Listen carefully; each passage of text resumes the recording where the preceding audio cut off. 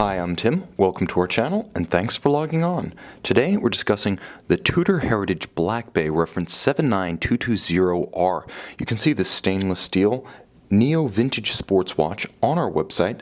Subscribe to our YouTube channel if you enjoy these videos, and please click on the card in the upper right-hand corner of the screen at any time during this video to see our full commercial listing for this watch, with additional accessories included in the sale, high-resolution images, and naturally complete pricing details for this Tudor Black Bay.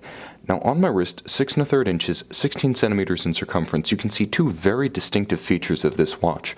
First of all, it recalls vintage design cues, and second, it does so in a package that's modern sized, so you don't give up any kind of wrist presence or stance for the nostalgic value of the vintage cues that are invested in this piece. Now, released in 2012 at Baselworld, the model you see here was produced between 2012 and 2015, and it became a smash hit and arguably the definitive modern Tudor, and you can see why.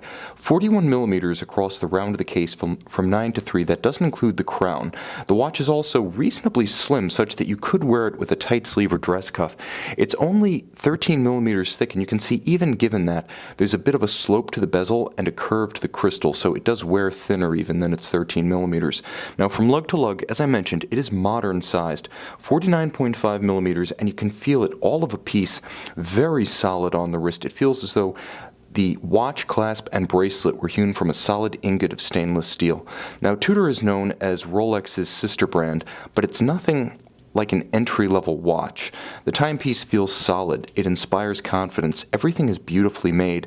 With handsome contrasting finish, you can see polish on the flanks of the case, as well as the flanks of the lugs, and there's a beautiful satin or brushed finish on the tops of the lugs, as well as the hoods of the links of the bracelet. Now, when you get to the clasp, it's very solid. Now, 10 years ago, Rolex clasps weren't this solid, and I'm happy to say that this one compares favorably even to Rolex's latest. First of all, it has one of the most confidence-inspiring clamshell actions I've seen. Very secure when closed, very substantial.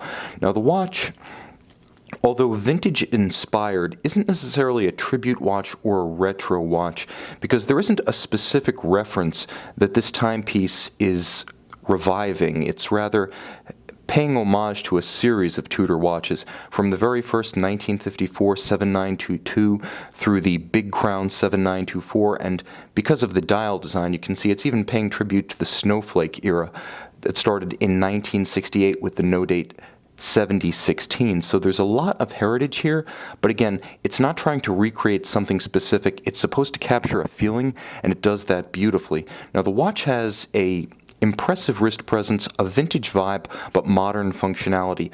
Unlike the originals, this one does have a sapphire crystal, virtually indelible. It also has a true unidirectional and luminescent diving bezel, so you can line up the index with the minute hand, gilt style as you can see, and then you can time an interval between 0 and 60 minutes. The dial does feature a vintage look, but again, modern materials, fit and finish. You can see all of the indices are applied and none of them are printed on. You can see that the hands are a beautiful matching gold tone, and everything is rendered in super luminova, not vintage style tritium. So the watch has the functionality of a modern automatic winding dive capable timepiece, and underneath the solid case back we have what's essentially an ETA 28242, endowed with 200-meter water resistance thanks to the large vintage style and colored sleeve screw-down crown, which you can see features the Tudor rose emblem.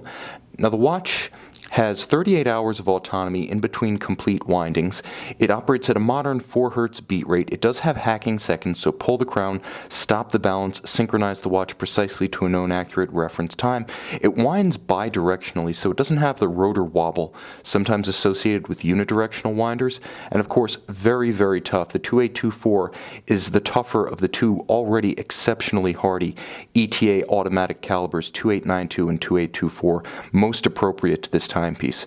You can see and you can purchase this Tudor Heritage Black Bay reference 79220R in stainless steel on our website.